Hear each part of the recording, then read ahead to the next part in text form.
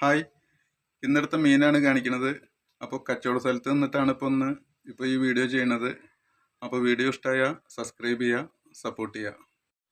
മീൻ ഇനിയിപ്പോൾ ഇതും കൂടി ഉള്ളൂ കേട്ടോ, കുറച്ചും കൂടി ഉള്ളൂ, അത് കഴിഞ്ഞു മീൻ.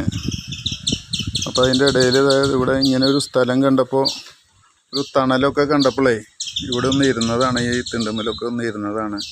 നല്ലൊരു ഏരിയയാണ്. ഞാൻ കച്ചവടം ചെയ്യണ ഏരിയ ഇങ്ങനത്തെ ഏരിയകളാണ്.